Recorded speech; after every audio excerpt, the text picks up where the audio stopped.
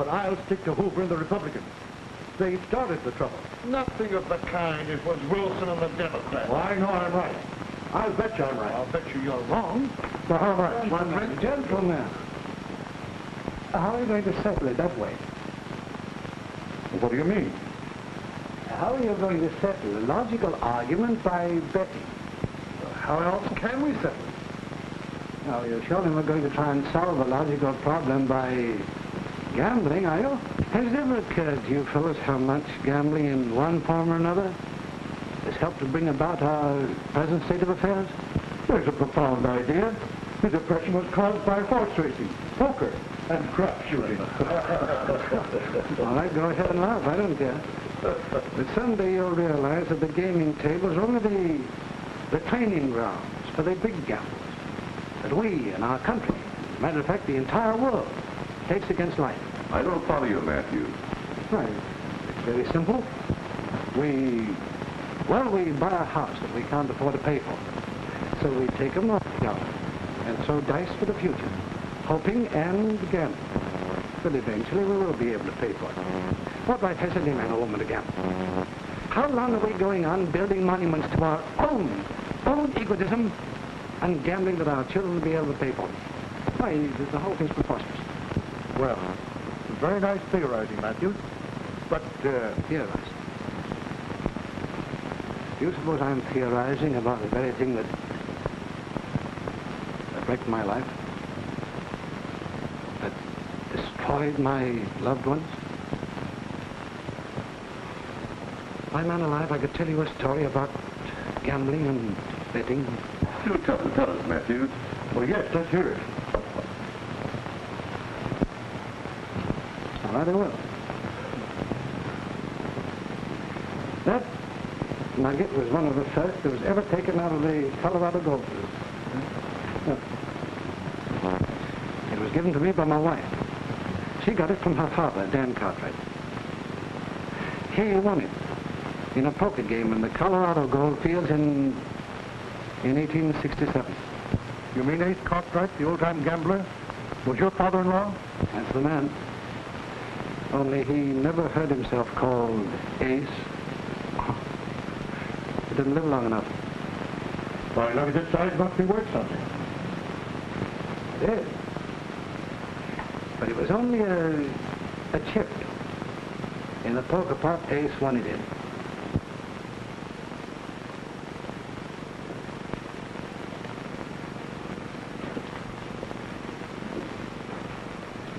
Pass. I'll open for 10,000.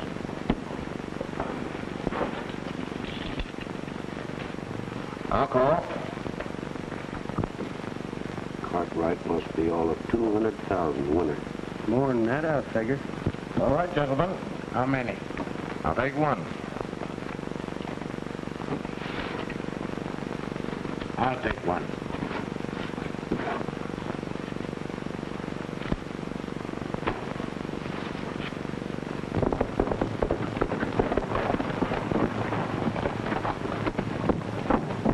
Very good. I'm looking for Dan Cartwright. In the back room.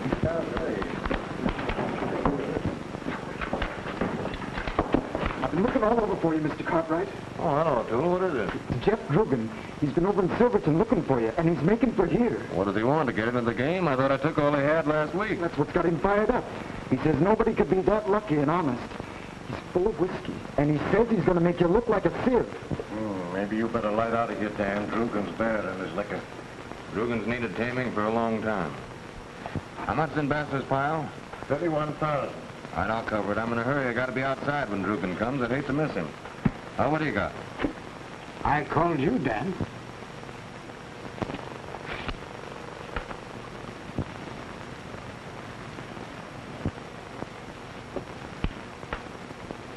Sorry, Jim. You wanted to play. I know it. You don't mind telling us, Dan, what was the card you filled in with? Ace of spades. I don't know what I'd rather lose than win with a death card. Well, I've always figured death cards had to come in threes to mean anything. I'll just put that in your safe and I'll tote it to the bank in the morning. Wait a minute, Dan. What do you think my claim's worth? Well, I couldn't just say. What are you driving at? I was figuring we'd deal a hand of showdown. My claim against what you think it's worth. Well, Bastley, you say what it's worth, and we'll cut the cards for it. I haven't time to deal.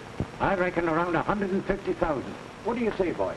Well, I don't know, but... Oh, your estimate's fair enough. We'll cut the cards, my 150,000 against your claim. Shuffle 'em out.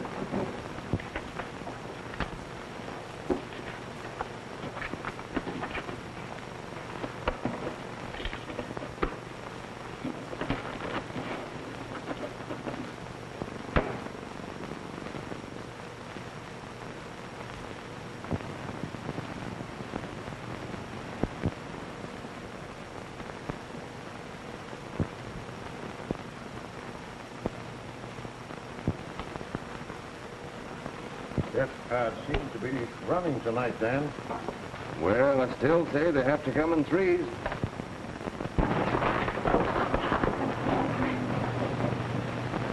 Hello, Dugan.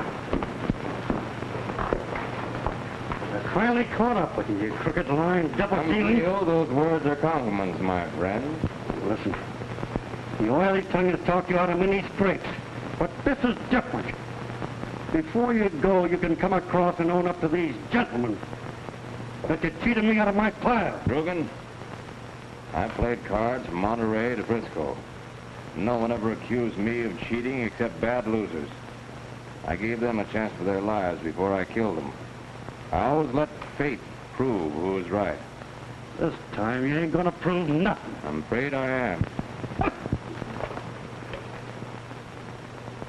Now, Dugan, I'm going to give you your chance. Bud, will you shuffle the cards?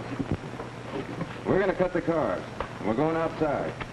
It'd be a shame to deface the furnishings of our friend's place. Babcock is going along with us. With our loaded guns. We'll walk 30 paces apart, then turn. The man who cuts the high card will empty his gun at the other. Then, if the loser is still alive, it'll be his turn. Is that clear? Mm-hmm. Cut.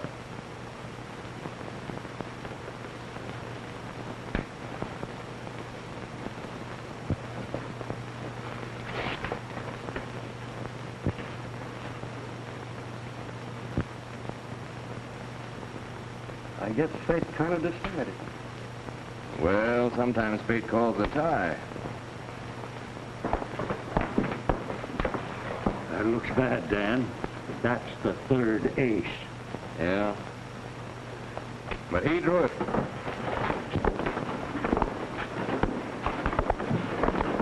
All right, Dugan.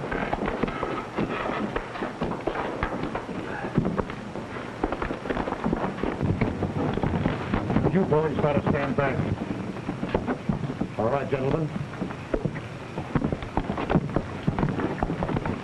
You place yourself back to back.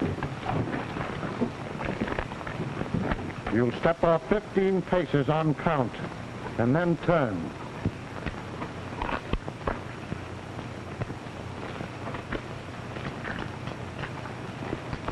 Are you ready, Dugan? Yeah. Are you ready, Dan? Ready, sir? 1, 2, 3, 4, 5, 6, 7, 8, 9, 10, 11, 12, 13, 14, 15, 10. All right, Dugan. Fire.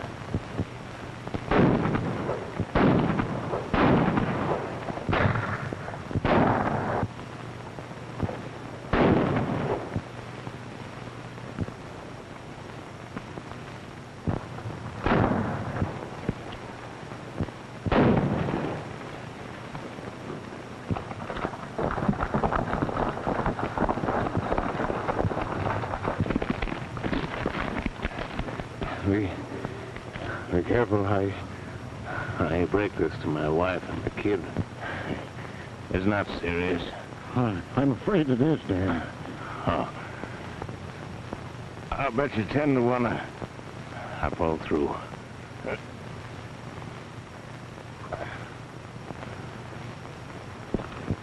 I've lost his last bet. He died. His wife brought his body back to New York.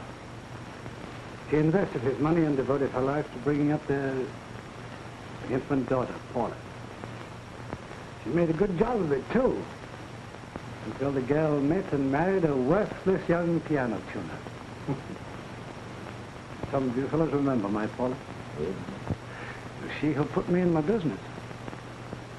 She financed me in establishing the Matthews Piano Company. Well, it's a pretty good investment. Profit both ways. Thanks, Em. I don't believe there ever were two people happier than Paula and I. We never had an argument until our first boy came. But I won that argument, and the boy was named Paul after his mother. When Paul was 2 years old, Fred was born. By the time we had Earl, 6 years later, we realized we had a problem on our hands. It became only too evident, as Paul and Fred grew older, that they had inherited all the reckless tendencies of their grandfather. Oh, this ain't no fun. What do we do? Let's you and Andy fight. I'll bet you 6 seconds you can lick him. Sure I can lick him. Yeah, but I don't fight. Why not? Because my mom don't want me to fight. I bet you I know a guy you can't lick. Who? The big new kid in the 5th grade, Butch Benson. Where does he live? Over on Sycamore Street. You don't dare fight him, I bet. What do you bet? I bet you my bag of marbles against yours. What's a bag of marbles to buy a tough kid like Butch? I'll bet you my wagon against your tricycle. No, my mom wouldn't want me to. Yeah, but you might win my wagon. It'll cost lots more than your tricycle. He's afraid I can lick Butch. Butch is probably afraid he can't like Andy. Oh, all right, I bet my tricycle. Bet. Come on.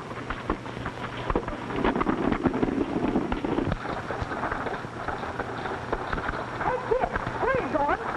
Over to lick Butch Benson. Butch has licked every kid in the 5th grade. I bet my tricycle against Fred's wagon. You'll get his wagon, all right. Where you bet? I'll bet you $1 trillion million. I bet you the jackknife one from Bill Brown against your football. All right, it's a bet. Bet. Come on. Yeah, I see what you got. But you'll kill him. Yeah, Butch fights like a good sportsman. Yeah, he's tough.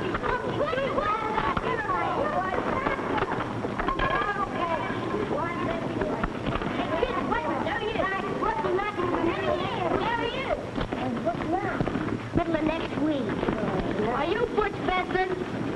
Well, if I am. I just want to be sure, because I'm going to lick you. You and how many of the rest of these kids? Just me. We bet him and his brother Freddie all the stuff that you can lick them. Say, I'll fight the whole bunch of you for all that stuff. That's what I'll do. You talk big.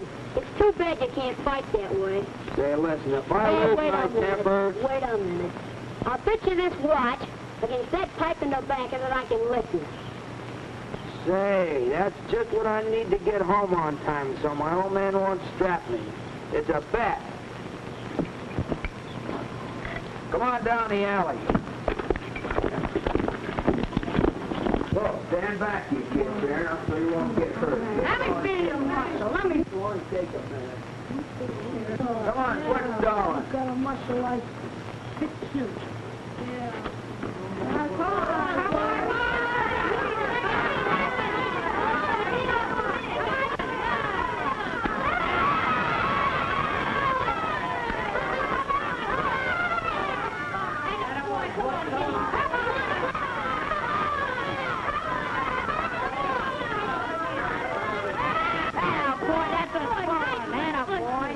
How much you want to bet now? What you got? Got 10 cents. All right, Polly. We got everything.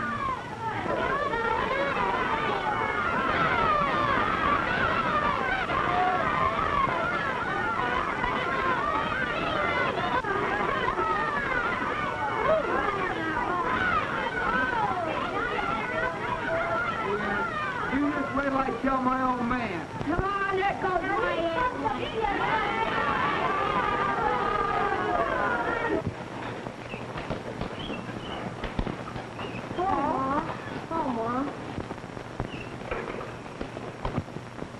Paul, what do you mean by taking these boys' things? I didn't. And after all the lectures your father and I have given you about gambling and fighting, All they didn't have to bet. We'd have lost. We'd have gave them our stuff without Welch. I never heard such language from a child. wait a minute. You boys look pale. What's the matter? I'm sick. Oh, Mom. Well, we'll be getting along, Mrs. Matthews. If I were you, I'd put those children right to bed. What with the measles and the mumps going around, you can't be too careful. No. Why, how do you do, Mrs. Jackson? How do you do, Mrs. Matthews? Your son took 10 cents from Peter. I don't mind the money, but I will not have my son gambling while he's still a child. Plenty of time for that after they grow up. If either one of you got this boy's money, Oh, all the sissies have to go when we tell their mothers. whichever one of you has that 10 cents, give it to me at once. That's why they're sick. They've been smoking Butcher's pipe. Have you been smoking? Not much. I don't know what I'm going to do with you boys. No, now wouldn't be a bad time to put us to bed without any supper. I couldn't eat anything anyway. You'll be lucky if you don't get a spanking into the bargain. Run into the house. I'm terribly sorry. Come on, Ted. Let's play some like that. You can play too. Let him play too. I shoot you for $1 million or any part of it. I'll cover it all. Crack! Oh, Fred, are you on bed? Jesus.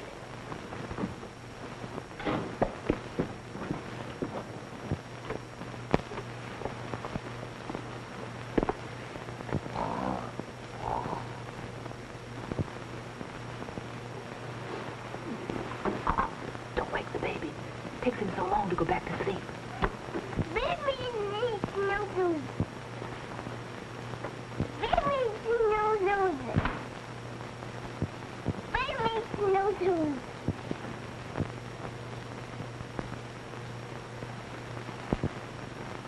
Come on.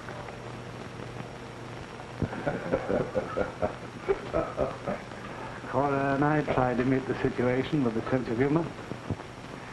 Again and again we told each other that the boys were bound to outgrow their wives. As time went on, we realized how much the child is father to the man.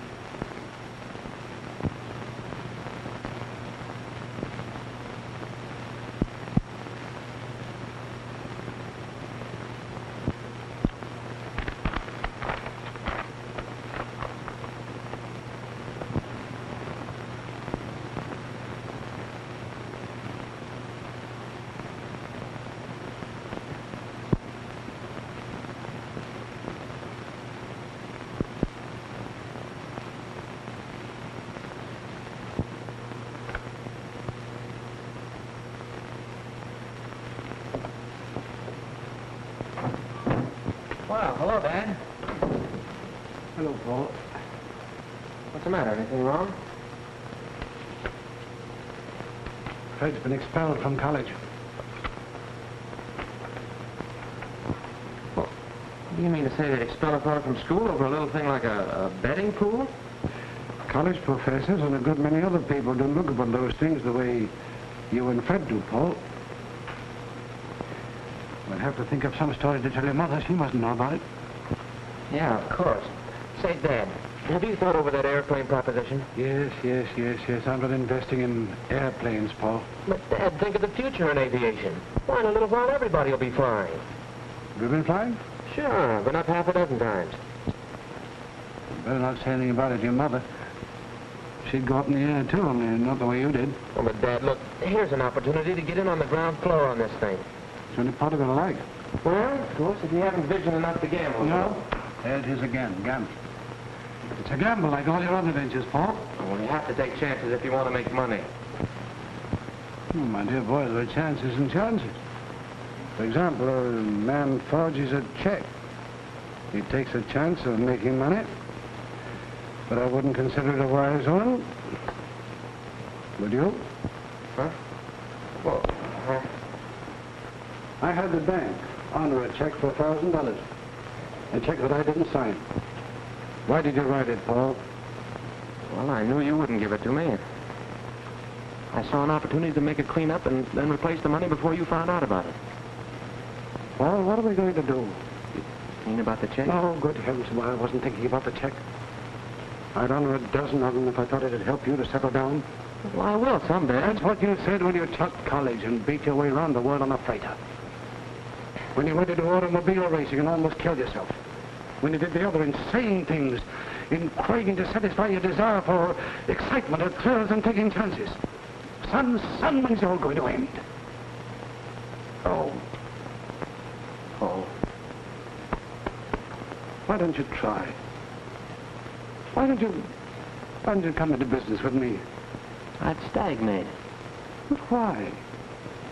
I don't understand. Well, Dad, we're made out of different stuff. I couldn't stand it here. It'd bore me to death. Well, supposing you were bored once in a while. Life isn't all fun, you know.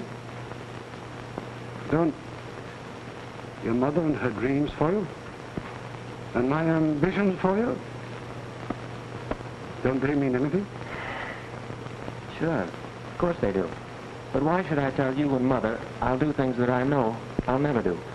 That I'll settle down. When I know that the first train whistle I hear will make me want to be on the move. When every dollar I get in my hand makes me want to turn it into 10 in a hurry. I don't know. I'd like to see things differently, of course, but I just can't. Now you're talking the way your grandfather used to talk. You know the kind of an end he came to? Yeah. What's wrong with an end like that? It came after he'd really lived. He was shot down while life was still sweet. When it meant adventure, excitement, and romance. Adventure? Excitement? Romance? My, this sounds interesting. Hello, darling. Hello, Mother. Hello. Who was this adventurous, exciting, and romantic person you two were talking about? Why, your father. Oh. How are you? Pardon me, Mr. Matthews. Would you please sign this order? Excuse me, dear. Wait a minute. Well, you're downtown early this morning, aren't you, Mother? Yes. It's the early bird that catches the bargains. Wonder if my husband's been getting any love letters.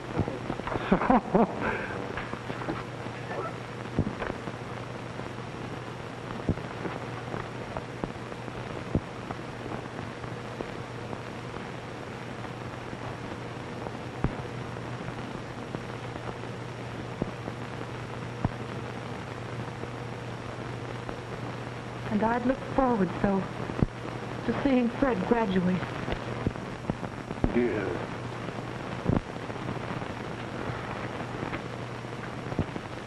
So it went on for a few years.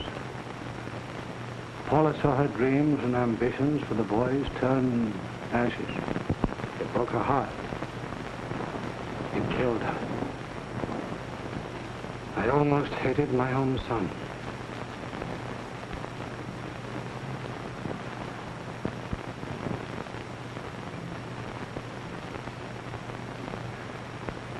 When we got home after the funeral, I gathered the boys around me and made them promise that if it were humanly possible, we'd all get together every year, all 5 of us, and commemorate Paula's birthday. The first birthday passed like this, then came the next in 1915. Paul was making quite a name for an aviator. Fred was working in a brokerage office, Earl 17 and Henry 50. Was still at school.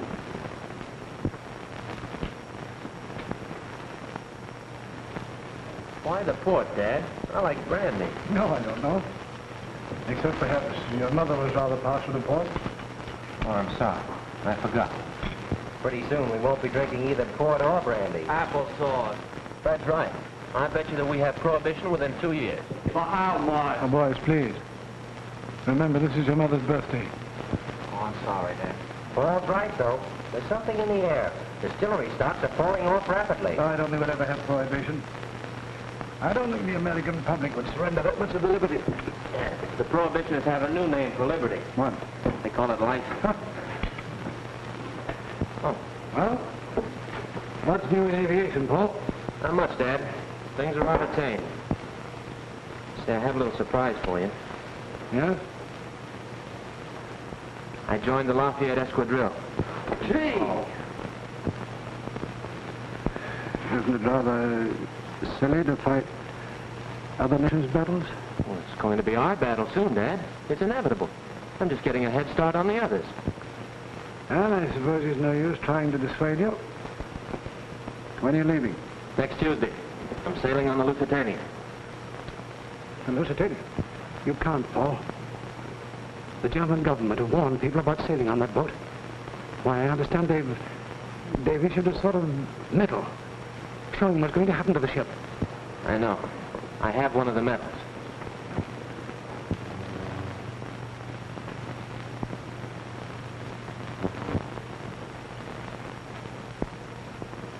In face of that, you're sailing on that boat? Sure.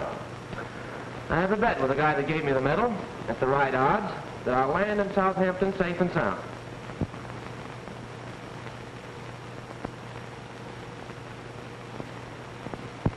And with the Lusitania went down my oldest son, Paul, named for Paul.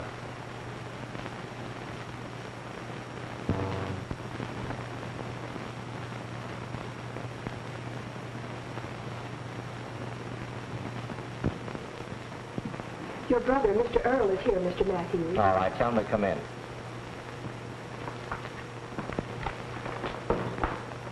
Hello, Fred. How's the boy, Earl? Great. How's the rising young Midas? Everything I touch isn't turning into gold yet, but I can't complain. What's new? Oh, nothing much.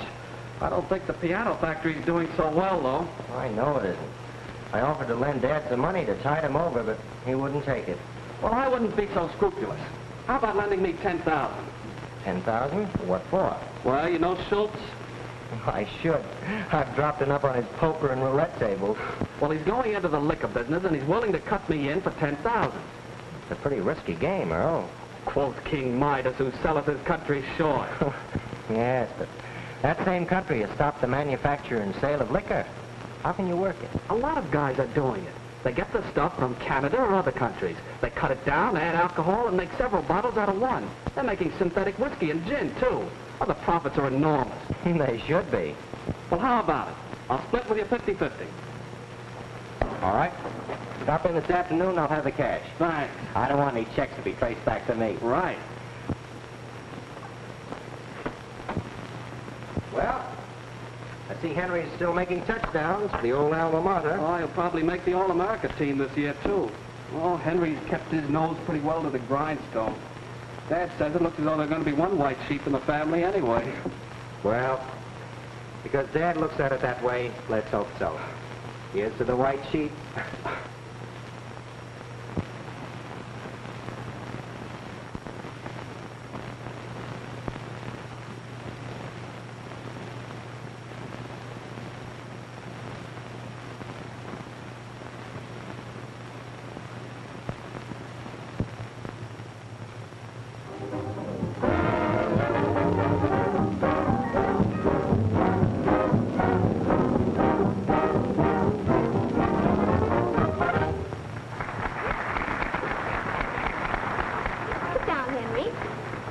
Thanks.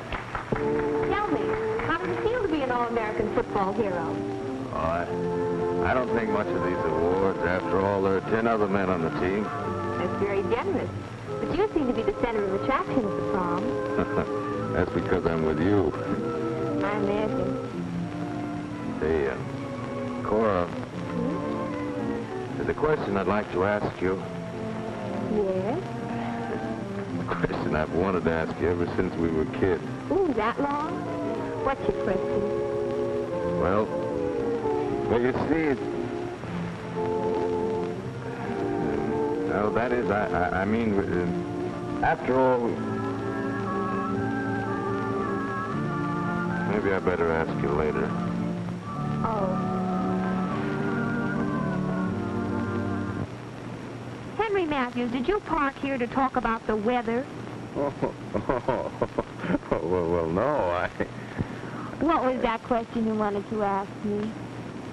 Well, you see, well, don't you think I'd better take you home? Yes, maybe you had. getting cold, and it's bad enough for one of us to have cold feet. What? Oh.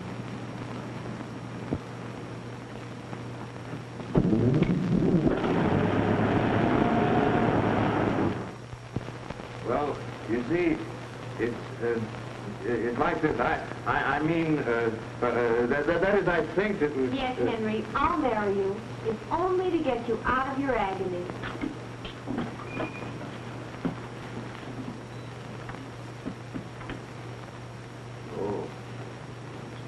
Oh, my.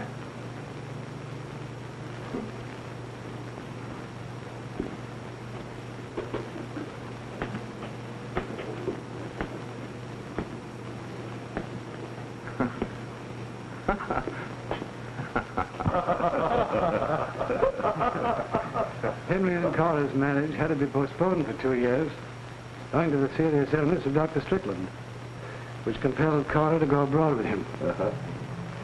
In the meanwhile, Henry had applied himself to my business, and save for an occasional visit to the racetrack or a game of poker now and again, he seemed to have overcome his heritage.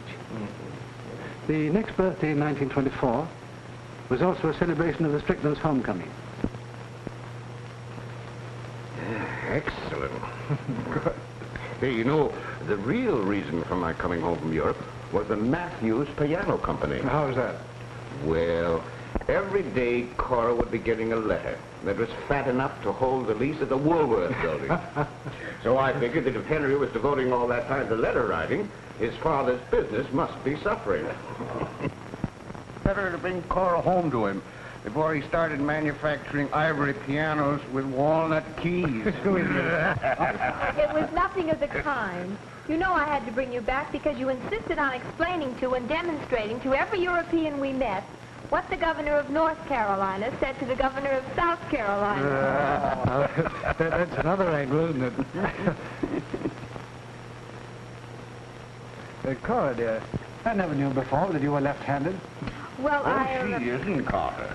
You know, when you hold hands under the table, somebody's got to stir their coffee with the left hand. Oh, Daddy, you're impossible. How is it you fellas don't sell brandy? It won't cut. Oh, Why, Fred, why should you ask Earl about selling brandy? I thought you were in the trucking business, Earl. Well, you see, Dad, in the trucking business, everybody handles a case or two now and then. Oh, my dear boy, doesn't it bring you rather close to bootlegging? Oh, well, it's nothing serious, Dad. Wouldn't you call it serious to have your brother involved in some racket which means the murdering of hundreds of men every year?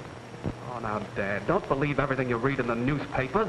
There's really no danger to it if you know what you're doing. It's just a matter of being smarter than the other fellow is. I beg your pardon, sir. What is it, Evans? You want it on the phone, Mr. Schultz. Oh, yes. Will you excuse me, please? Well, shall we go into the other room? Well, providing the brandy goes with us. Now, Daddy, remember what the doctor said. My dear, I've been a doctor for 30 years, and for 30 years my patients have been disobeying me. Why should I shatter their precedent? Quite right, Doctor. Bring the liqueurs, Evans. Yes, sir.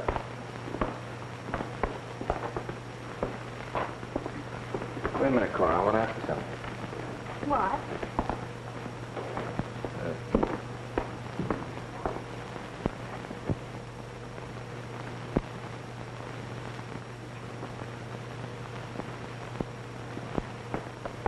Oh, I beg your pardon, sir.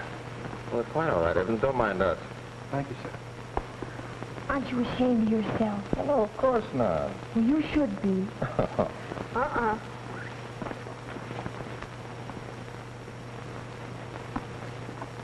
All right, if it's that important, I guess I'll have to. Sure.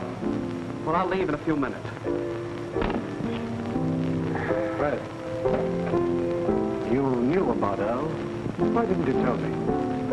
Because I thought it would worry you, Dad.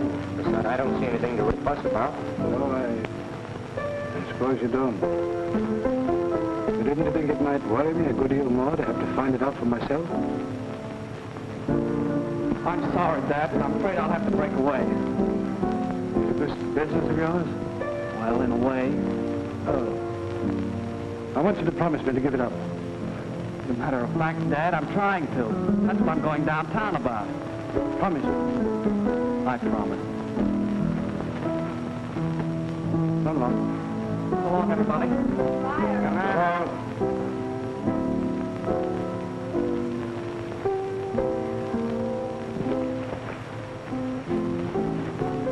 Good night, Evans. Good night, sir.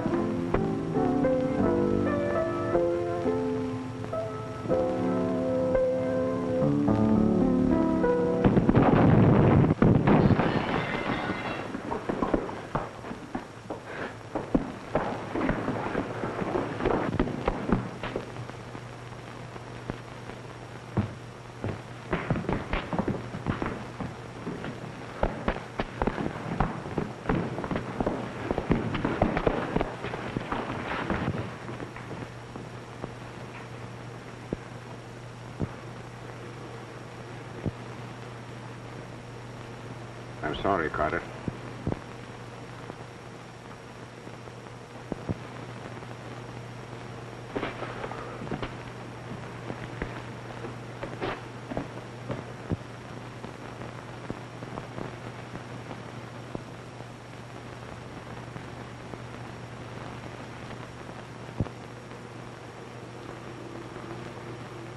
It's just a matter of being smarter than the other fellow. Well, this was Schultz's way of ending the partnership. You mean his partner killed him? Oh, I don't suppose he did the actual killing. Only arranged it, paid for it. Oh, but why? Why should he want to kill her? Earl told me he wanted to quit the racket, and that Schultz and he had been having differences. This is the way they settled them. Oh, I'll tell that to the police. No, it won't do any good, Dad. There isn't a thing they could trace to Schultz. These fellas are too slick. You mean to say my brother can be shot down in cold blood and nothing can be done about it? His killers can't even be punished? Well, I'm afraid that's the way it is in Earl's business.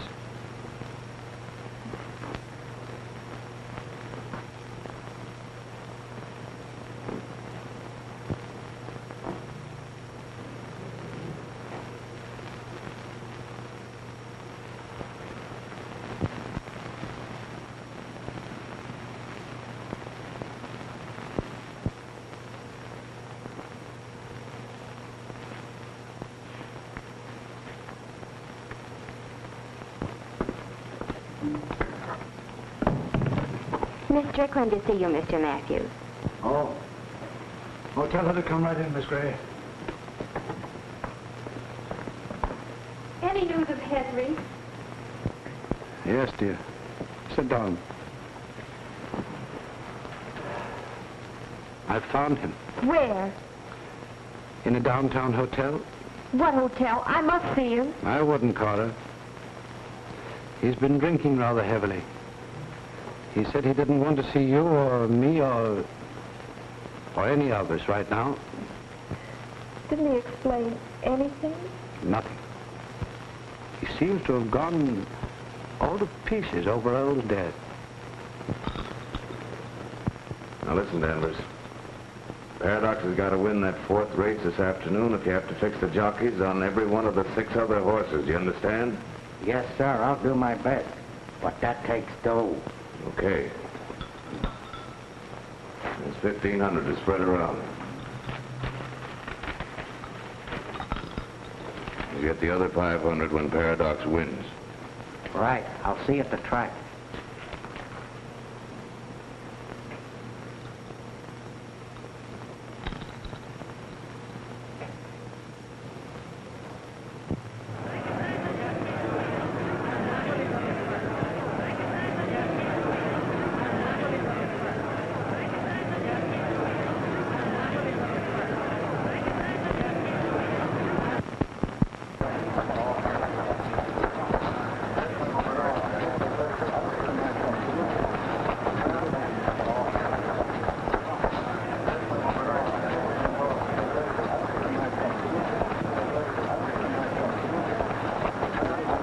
sorry.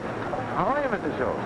Okay, but I don't recall. Henry Matthews. I met you with my brother Earl at your place one night. Oh, yes, how are you? Glad to see you. Guess you folks must have been pretty badly broken up about Earl. It handed me a terrible jolt. Yes, I try not to think about it. By the way, who are you betting on for this race?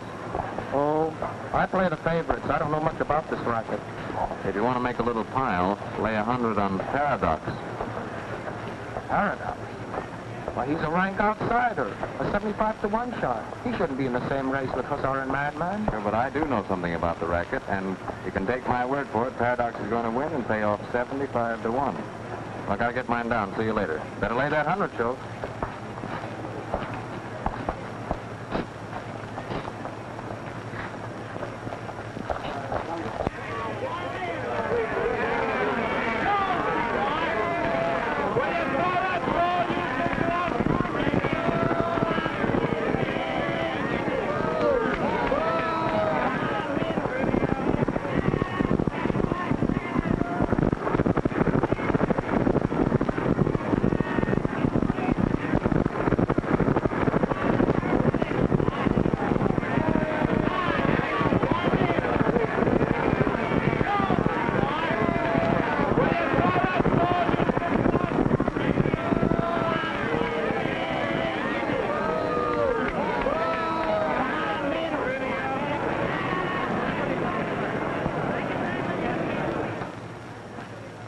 Well, you should be ahead about 7,500 now, Joe. I am, and I'm certainly indebted to you, Matthews. Know any more good ones? Well, we have more long shots today. You seem to know a lot about this racing racket. A lot about it? Well, I know everything about it.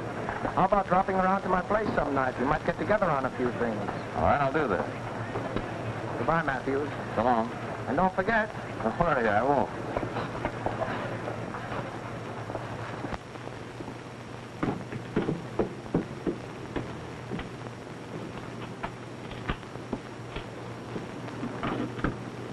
Henry Matthews. Okay, Mr. Matthews.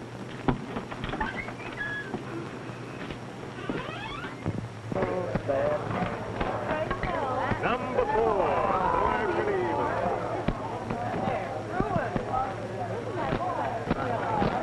Oh, good evening. Good evening. Will you please tell Mr. Schultz that Henry Matthews is here to see him? Certainly.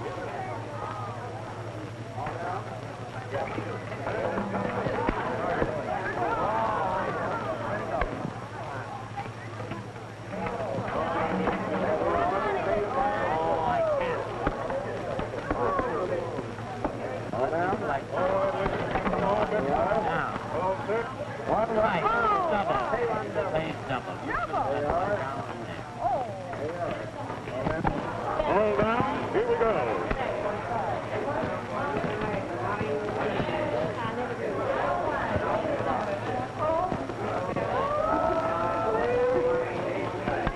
Number 22. Black and Hard. Very good. Better look next time. All right. Face the left. One stack in the hill. Hey, one is line. Hey, the gentleman. Hey, line. Hey, Phil. That right. Right up. There it is. My, oh, my. 2 6s. You lose. That's muffled. There we go. My, oh, my. That's it. 5. Back. 11. There we go.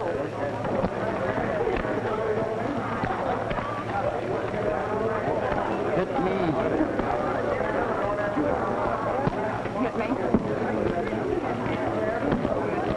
And hit me. All right.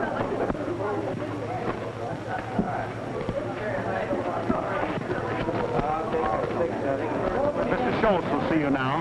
Oh, thanks. Come in. Hello, Matthews. All right, Schultz. Glad to see you. Have a seat. Thank you. Cigarette? Thanks again. Got quite an establishment out there. Oh, it'll do. Boy, you sure get away with murder, Schultz. What do you mean? Oh. Marked cards, dealing them off the top and the bottom, tricky table legs. Your dealers and croupiers don't even have to be subtle. The sops are so anxious to throw their money away they don't see what goes on. Where did you learn the tricks of the game? Well, my older brothers taught me about them when I was a kid. What I can't figure out is why a smart guy like you has to play for peanuts. Meaning what? I can make as much in a day at the track as you can here in 2 weeks.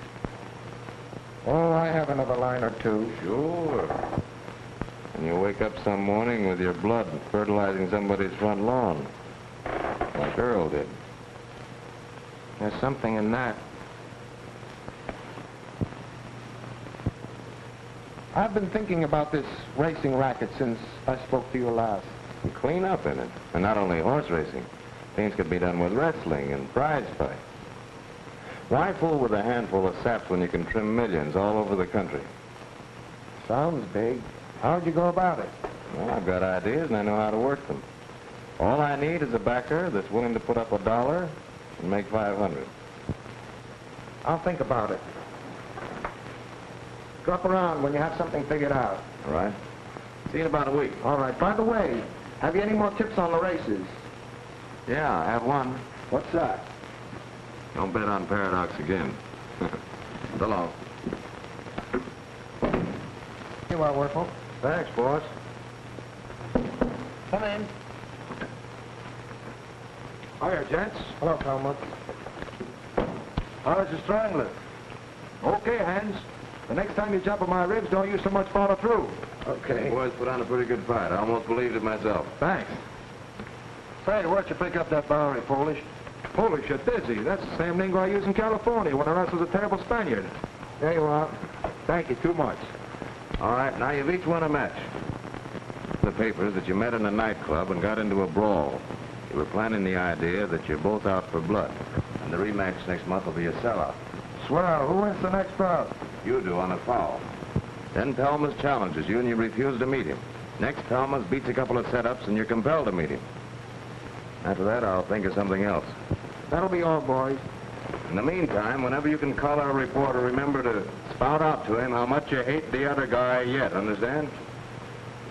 Say, how about coming up to mine house for a drink yet? You're on. All right, but don't let anybody see you. We won't. So long. I'll be seeing you, boys. Well, did you get all the bets down? 37,000 and 25 grand last week. We're doing all right. Well, you haven't seen anything yet. Wait till I start working on the dog tracks. Dog tracks? How can you fix a dog race? They don't have jockeys. Listen, I'll get next to those whippets if I have to learn to bark. Good night. Good night. And these are the facts as I heard them 5 or 6 years ago. The only conclusion I could come to was that Henry had become the gambling partner of the man who killed his brother. I've never seen or heard from him since that day in the hotel room. Poor little Cora. She became disillusioned and broken-hearted. Her father demanded she never mention Henry's name again. As for the rest, well, it wouldn't have been difficult to foretell what would happen to a man of Fred's caliber. The stock market crashed 2 years ago. Some of you probably read of his suicide in the papers. Yes.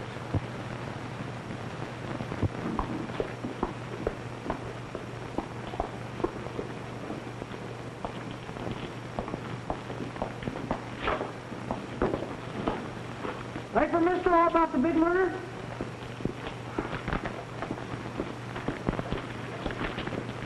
$5 for the paper, sir.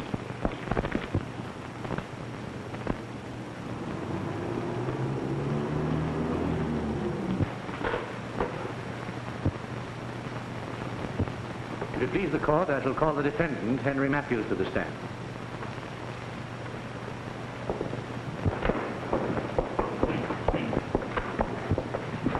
Do you solemnly swear that you will tell the truth, the whole truth, and nothing but the truth, so help you God? I do. What is your name? Henry Matthews. Did you kill Albert Schultz? I did not. Will you tell the jury how you happened to be in Schultz's office the night of the murder?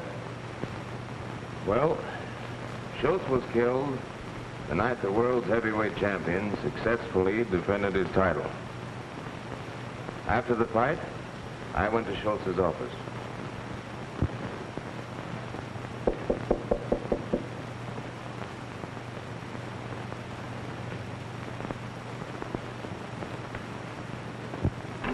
Henry, what happened? Why didn't the champ lay down? What do you think? What do I think? I'm clean for almost $1 million, everything I got. Then you got all the bets down, eh? Well, sure I did. I thought it was in the bag, like all the other things we've been in on. You told me. Yeah. Yeah, I'm going to tell you something else, too, Schultz. Sit down. Well, what is it?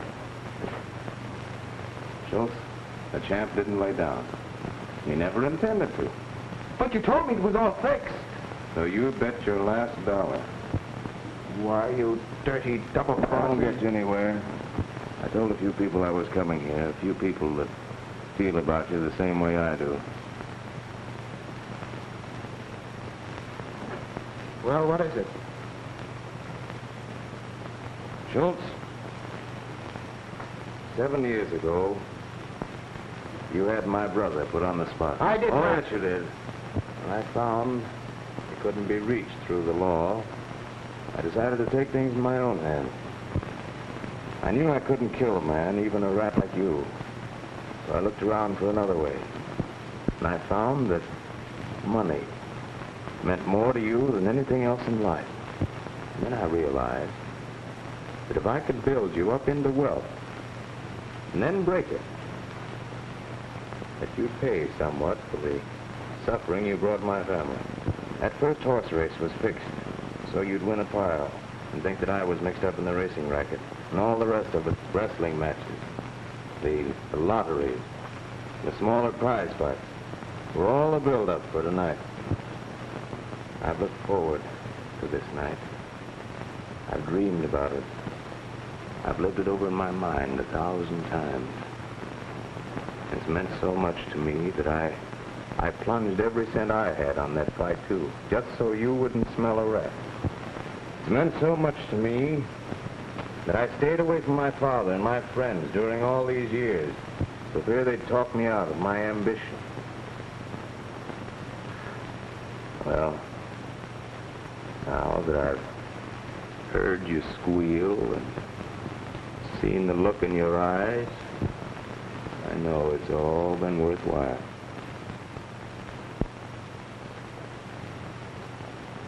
I never thought you'd be sap enough to think that you could get away with this. From the time you leave this room tonight, you'll be put on the spot. Why, I've had guys rubbed out for less.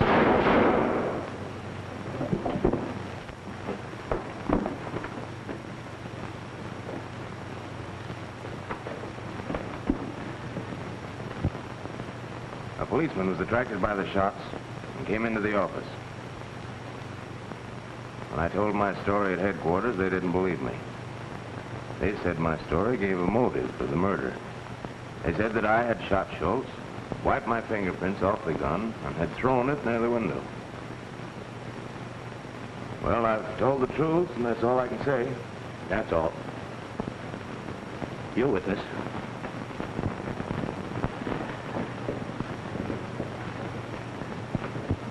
Gentlemen of the jury, you have heard this young man's story, and I am confident that you believe him, as I do. He has made mistakes, it's true. But those mistakes were caused by misguided loyalty and affection for a brother. But of the crime of murder, gentlemen, he is not guilty. And I'm sure you will bring in a speedy verdict to that effect.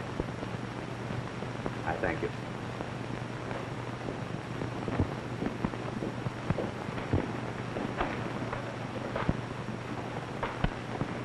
And this young scapegoat admits that he swindled untold numbers of people. And for what? For the most ignominious of human motives, revenge. A man who would do the things that this defendant has confessed would do murder. If you free him, you will turn loose a heartless felon, a consummate rogue, who will return to his nefarious rackets and prey on society all over again. If you don't convict him, you will be responsible for the worst miscarriage of justice in modern times. I demand, the state demands, that for the willful, premeditated murder of Albert Schultz, you send Henry Matthews to the electric chair. I thank you.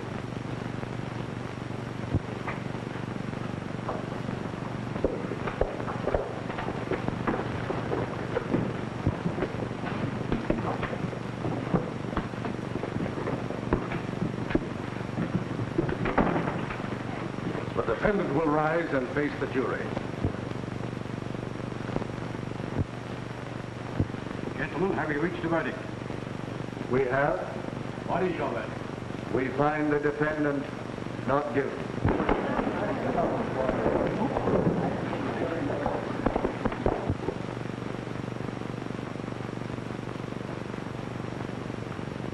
Dad? Yes? Are you here, Dad? I'm here in the storeroom. I looked for you at the club, but they told me you'd gone out. Yes, I waited dinner for you, but you didn't come. Well, I did want to see you, Dad, but I had something important to look after. Oh, well, if it was important to you, I suppose. Listen, Dad. I know you've been to a heavy expense with these legal bigwigs and all that, so I've been looking around town to see if there isn't some way to pay you back. I found the sweetest little thing that I can turn into a fortune if you let me have $5,000 for a few days. $5,000? Yeah. I couldn't let you have 5 cents. What do you mean? I'm broke. You're what? Bankrupt. Business has been going to the wall for years. I had to mortgage everything to pay the attorney's fees.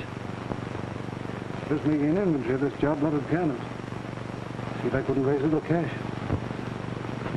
Why, it's almost impossible to think of your being broke. Do you mean to say this mess I was in, that trial, took your last money?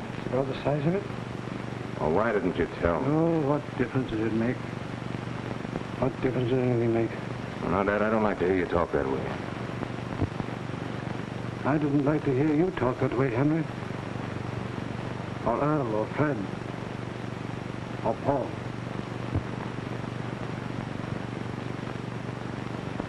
Yeah. I know.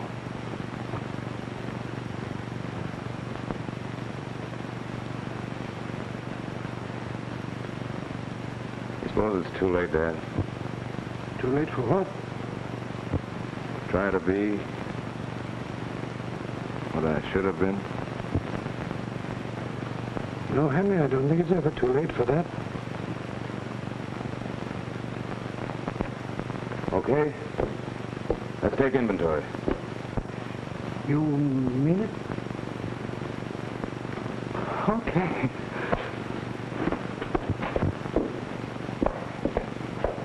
F363 Concert Grand, $895. Well, cost me $1,500. Oh, well, don't worry, Dad. You'll be making money again. I mean, we will. Oh, I hope so. Here, wait a minute. Let me give you a hand with that. Oh, no bother, Dad. I'll get it. Wait. These things, they have to have a bit of a neck with this.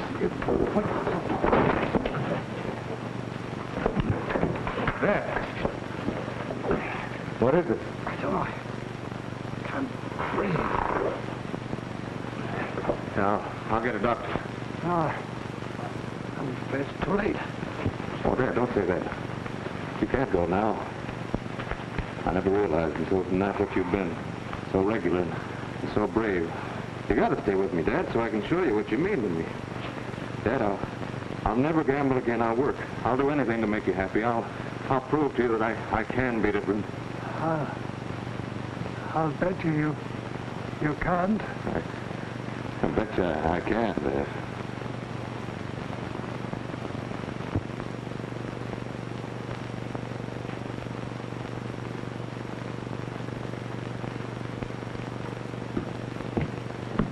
Well, Dad, got a surprise for you. What is it? The attorney just called. The judge took the Matthews Piano Company out of the hands of the receivers this afternoon. Well, that isn't much of a surprise. I knew you could do it. Henry, you deserve a lot of credit. To make a bankrupt company solvent after 4 years of depression is an achievement. I guess I lost the only bet I ever made. Hello, Granddaddy. Well, here's the big fellow. Hello, Dick. Where have we been? We've been to Granddaddy's trickle. Huh? And what did the old rascal have to say? He told me what the governor of North Carolina said to the governor of South Carolina. What's he been teaching the child? I don't know. I guess I was out of the room. Well, and what did your granddaddy tell you that the governor of North Carolina said to the governor of South Carolina? It's a long time between strawberry sodas.